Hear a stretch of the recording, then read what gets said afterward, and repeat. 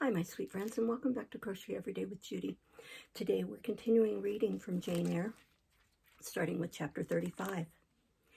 He did not leave for Cambridge the next day as he had said he would. He deferred his departure a whole week, and during that time he made me feel what severe punishment a good yet stern, a conscientious yet implacable man can inflict on one who has offended him. Without one overt act of hostility, one upbraiding word, he contrived to impress me momently with the conviction that I was put beyond the pale of his favor. Not that St. John harbored a spirit of unchristian vindictiveness, not that he would have injured a hair of my head if it had been fully in his power to do so. Both by nature and principle he was superior to the mean gratification of vengeance. He had forgiven me for saying I scorned him and his love, but he had not forgotten the words, and as long as he and I lived, he never would forget them.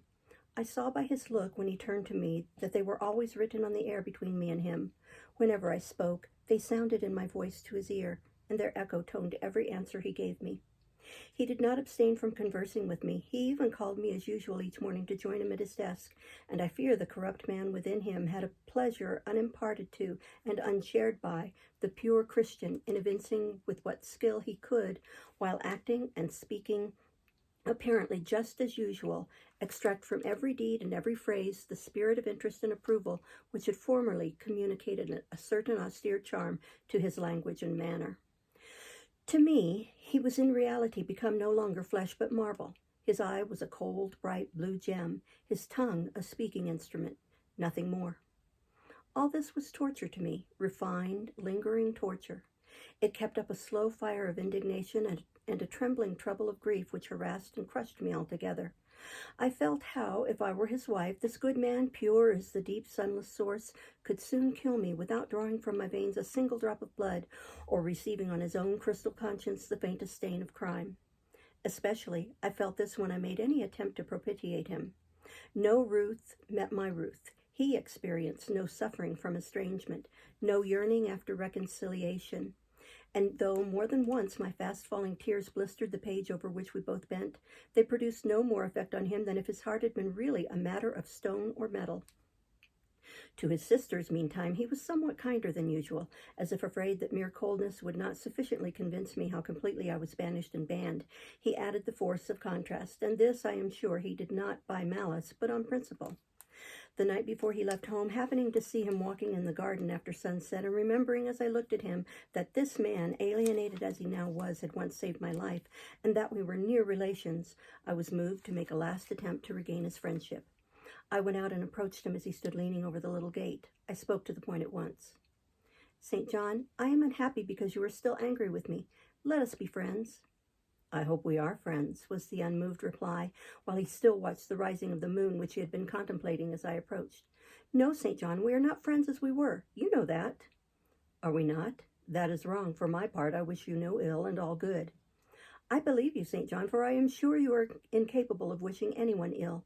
But as I am your kinswoman, I should desire somewhat more of affection than that sort of general philanthropy you extend to mere strangers." "Of course," he said. "Your wish is reasonable, and I am far from regarding you as a stranger." This, spoken in a cool, tranquil tone, was mortifying and baffling enough. Had I attended to the suggestions of pride and ire, I should immediately have left him, but something worked within me more strongly than those feelings could. I deeply venerated my cousin's talent and principle. His friendship was of value to me. To lose it tried me severely. I would not so soon relinquish the attempt to reconquer it. "Must we part in this way, St. John, and when you go to India, will you leave me so without a kinder word than you have yet spoken?" He now turned quite from the moon and faced me. "When I go to India, Jane, will I leave you? What, do you not go to India?" "You said I could not unless I married you." "And you will not marry me. You adhere to that resolution?" Reader, do you know, as I do, what terror those cold people can put into the ice of their questions? How much of the fall of the avalanche is in their anger? Of the breaking up of the frozen sea in their displeasure? "No, St. John, I will not marry you. I adhere to my resolution." The avalanche had shaken and slid a little forward, but it did not yet crash down. "Once more, why this refusal?" he asked. "Formerly," I answered, "because you did not love me. Now, I reply, because you almost hate me. If I were to marry you, you would kill me. You are killing me now." His lips and cheek turned white, quite white. I should kill you. I am killing you. Your words are such as ought not to be used, violent, unfeminine, and untrue. They betray an unfortunate state of mind. They merit severe reproof. They would seem inexcusable, but that it is the duty of man to forgive his fellow even until 77 times. I had finished the business now. While earnestly wishing to erase from his mind the trace of my former offense, I had stamped on that tenacious surface another and far deeper impression. I had burnt it in. Now you will indeed hate me, I said. It is useless to attempt to conciliate you. I see I have made an eternal enemy of you. A fresh wrong did these words inflict, the worse because they touched on the truth. That bloodless lip quivered to a temporary spasm. I knew the steely ire I had whetted. I was heart-wrung. You utterly misinterpret my words, I said, at once seizing his hand. I have no intention to grieve or pain you. Indeed, I have not. Most bitterly he smiled. Most decidedly he withdrew his hand from mine. And now you recall your promise and will not go to India at all, I presume, said he after a considerable pause. Yes, I will, as your assistant, I answered. A very long silence succeeded. What struggle there was in him between nature and grace in this interval I cannot tell. Only singular gleams scintillated in his eyes and strange shadows passed over his face. He spoke at last. I before proved to you the absurdity of a single woman of your age proposing to accompany abroad a single man of mine. I proved it to you in such terms as I should have thought would have prevented your ever again alluding to the plan. That you have done so, I regret, for your sake. I interrupted him. Anything like a tangible reproach gave me courage at once. Keep to common sense, St. John. You are verging on nonsense. You pretend to be shocked by what I have said. You are not really shocked, for with your superior mind you cannot be either so dull or so conceited as to misunderstand my meaning. I say again, I will be your curate, if you like, but never your wife. Again he turned lividly pale, but as before controlled his passion perfectly. He answered emphatically but calmly. A female curate who is not my wife would never suit me. With me, then, it seems you cannot go, but if you are sincere in your offer, I will, while in town, speak to a married missionary whose wife needs a coadjutor. Your own fortune will make you independent of the Society's aid, and thus you may still be spared the dishonor of breaking your promise and deserting the band you engaged to join. Now, I never had, as the reader knows, either given any formal promise or entered into any engagement, and this language was all much too hard and much too despotic for the occasion. I replied, there is no dishonor, no breach of promise, no desertion in the case. I am not under the slightest obligation to go to India, especially with strangers. With you, I would have ventured much because I admire, confide in, and as a sister I love you. But I am convinced that go when and with whom I would, I should not live long in that climate. You are afraid of yourself, he said, curling his lip. I am. God did not give me my life to throw away, and to do as you wish me would, I begin to think, be almost equivalent to committing suicide. Moreover, before I definitely resolve on quitting England, I will know for certain whether I cannot be of greater use by remaining in it than by leaving it. What do you mean? It would be fruitless to attempt to explain, but there is a point on which I have long endured painful doubt, and I can go nowhere till by some means that doubt is removed. I know where your heart turns and to what it clings. The interest you cherish is lawless and unconsecrated. Long since you ought to have crushed it. Now you should blush to allude to it. You think of Mr. Rochester? It was true. I confessed it by silence. Are you going to seek Mr. Rochester? I must find out what has become of him. It remains for me then, he said, to remember you in my prayers and to entreat God for you in all earnestness, that you may not indeed become a castaway. I had thought I recognized in you one of the chosen, but God sees not as man sees. His will be done. He opened the gate, passed through it, and strayed away down the glen. He was soon out of sight. On re-entering the parlor, I found Diana standing at the window looking very thoughtful. Diana was a great deal taller than I. She put her hand on my shoulder and, stooping, examined my face. Jane, she said, you are always agitated and pale now. I am sure there is something the matter. Tell me what business St. John and you have on hands. I have watched you this half hour from the window. You must forgive my being such a spy, but for a long time I have fancied I hardly know what. St. John is a strange being. She paused. I did not speak. Soon she resumed. That brother of mine cherishes peculiar views of some sort respecting you, I am sure. He has long distinguished you by a notice and interest he never showed to anyone else. To what end? I wish he loved you. Does he, Jane? I put her cool hand to my hot forehead. No, Di, Not one whit. Then why does he follow you so with his eyes and get you so frequently alone with him and keep you so continually at his side? Mary and I had both concluded he wished you to marry him. He does. He has asked me to be his wife. Diana clapped her hands. That is just what we hoped and thought. And you will marry him, Jane, won't you? And then he will stay in England. Far from that, Diana. His sole idea in proposing to me is to procure a fitting fellow laborer in his Indian toils. What? He wishes you to go to India? Yes. Madness, she exclaimed. You would not live 3 months there, I am certain. You never shall go. You have not consented, have you, Jane? I have refused to marry him. And have consequently displeased him, she suggested. Deeply. He will never forgive me, I fear, yet I offered to accompany him as a sister. It was frantic folly to do so, Jane. Think of the task you undertook, one of incessant fatigue, where fatigue kills even the strong, and you are weak. St. John, you know him, would urge you to impossibilities. With him there would be no permission to rest during the hot hours, and unfortunately, I have noticed, whatever he exacts, you force yourself to perform. I am astonished you found courage to refuse his hand. You do not love him then, Jane? Not as a husband. Yet he is a handsome fellow. And I am so plain, you see, Di. We should never suit. Plain? You? Not at all. You are much too pretty as well as too good to be grilled alive in Calcutta. And again she earnestly conjured me to give up all thoughts of going out with her brother. I must indeed, I said, for when just now I repeated the offer of serving him for a deacon, he expressed himself shocked at my want of decency. He seemed to think I had committed an impropriety in proposing to accompany him unmarried, as if I had not from the first hoped to find in him a brother and habitually regarded him as such. What makes you say he does not love you, Jane? You should hear himself on the subject. He has again and again explained that it is not himself, but his office he wishes to mate. He has told me I am formed for labor, not for love, which is true, no doubt. But in my opinion, if I am not formed for love, it follows that I am not formed for marriage. Would it not be strange, Di, to be chained for life to a man who regarded one but as a useful tool? Insupportable, unnatural, out of the question.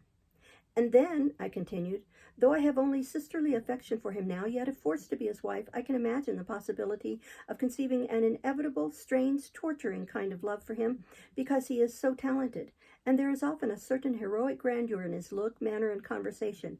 In that case, my lot would become unspeakably wretched.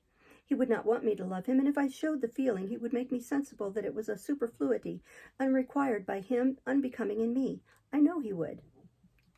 And yet St. John is a good man, said Diana. He is a good and a great man, but he forgets pitilessly the feelings and claims of little people in pursuing his own large views. It is better, therefore, for the insignificant to keep out of his way, lest in his progress he should trample them down. Here he comes. I will leave you, Diana, and I hastened upstairs as I saw him entering the garden. But I was forced to meet him again at supper. During that meal he appeared just as composed as usual. I had thought he would hardly speak to me, and I was certain he had given up the pursuit of his matrimonial scheme. The sequel showed I was mistaken on both points. He addressed me precisely in his ordinary manner, or what had of late been his ordinary manner, one scrupulously polite. No doubt he had invoked the help of the Holy Spirit to subdue the anger I had roused in him, and now he believed he had forgiven me once more. For the evening reading before prayers, he selected the 21st chapter of Revelation. It was at all times pleasant to listen while from his lips fell the words of the Bible. Never did his fine voice sound at once so sweet and full. Never did his manner become so impressive in its noble simplicity as when he delivered the oracles of God, and tonight that voice took a more solemn tone, that manner a more thrilling meaning. As he sat in the midst of his household circle, the May moon shining in through the uncurtained window and rendering almost unnecessary the light of the candle on the table, as he sat there bending over the great old Bible and described from its page the vision of the new heaven and the new earth, told how God would come to dwell with men, how he would wipe away all tears from their eyes and promise that there should be no more death, neither sorrow nor crying, nor any more pain, because the former things were passed away. The succeeding words thrilled me strangely as he spoke them, especially as I felt by the slight, indescribable alteration in sound that in uttering them his eyes had turned on me. He that overcometh shall inherit all things, and I will be his God, and he shall be my son. But was slowly, distinctly read, the fearful, the unbelieving, etc., shall have their part in the lake which burneth with fire and brimstone, which is the second death. Henceforward I knew what fate St. John feared for me. A calm, subdued triumph blent with a longing earnestness, marked his enunciation of the last glorious verses of that chapter.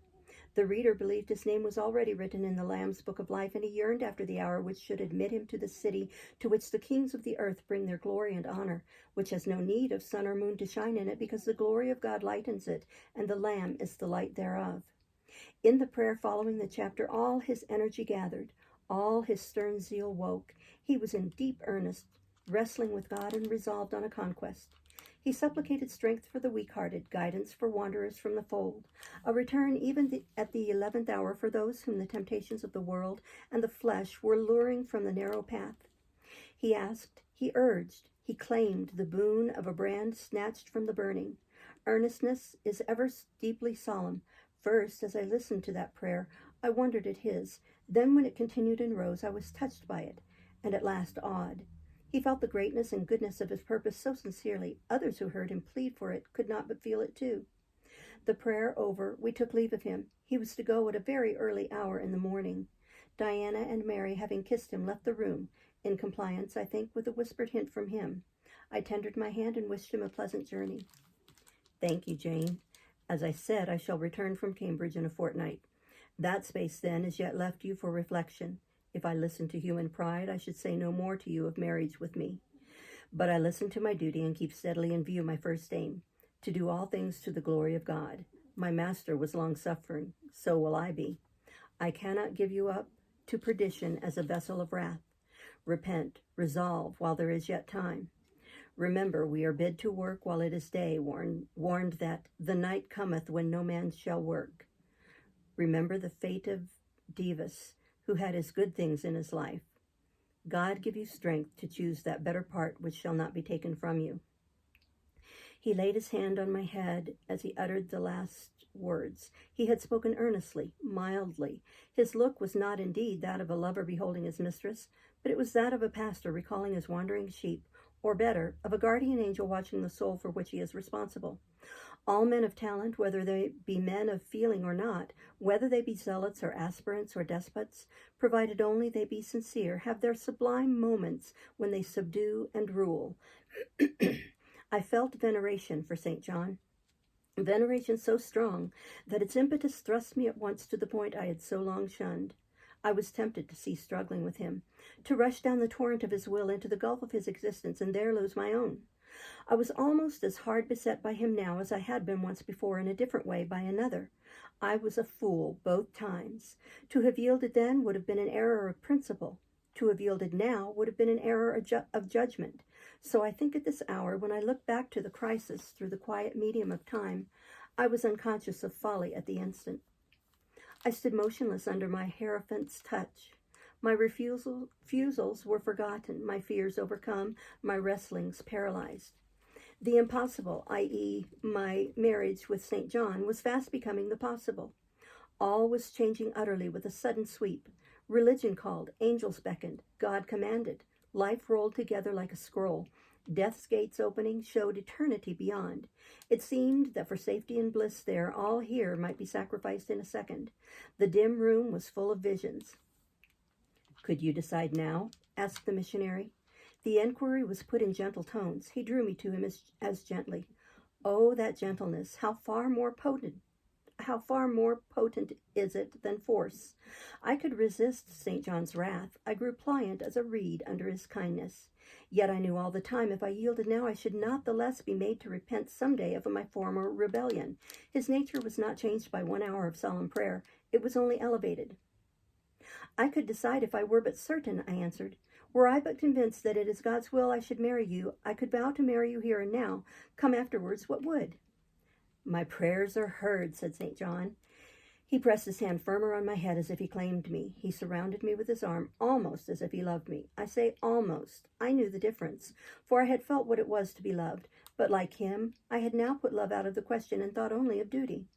I contended with my inward dimness of vision before which clouds yet rolled. I sincerely, deeply, fervently longed to do what was right, and only that. Show me the path, I entreated of heaven. I was excited more than I had ever been, and whether what followed was the effect of excitement, the reader shall judge. All the house was still. for I believe all except St. John and myself were now retired to rest. The one candle was dying out. The moon was full of moonlight.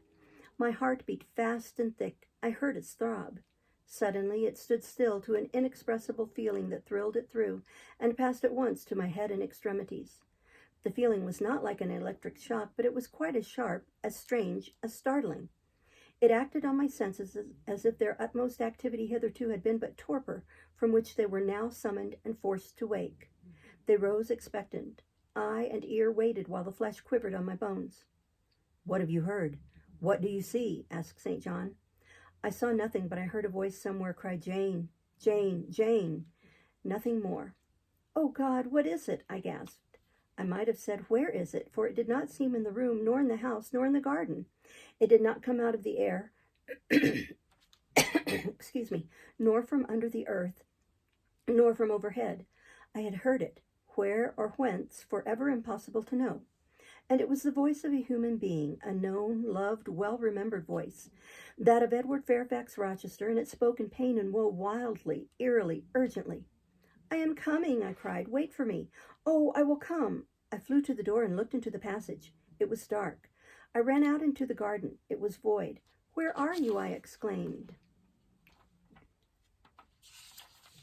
The hills beyond Marshglen sent the answer faintly back. "Where are you?" I listened. The wind sighed low in the firs. All was moorland loneliness and midnight hush. "Down, superstition," I commented as that spectre rose up black by the black yew at the gate. "This is not thy deception, nor thy witchcraft. It is the work of nature." She was roused and did, no miracle, but her best. I broke from St. John, who had followed and would have detained me. It was my time to assume ascendancy. My powers were in play and in force. I told him to forbear question or remark. I desired him to leave me. I must and would be alone. He obeyed at once. Where there is energy to command well enough, obedience never fails. I mounted to my chamber, locked myself in, fell on my knees, and prayed in my way, a different way to St. John's, but effective in its own fashion. I seemed to penetrate very near a mighty spirit, and my soul rushed out in gratitude at his feet. I arose from the thanksgiving, took a resolve, and lay down unscared, enlightened, eager but for the daylight. We'll stop there and start next time with chapter 36. Thank you for listening. Bye-bye.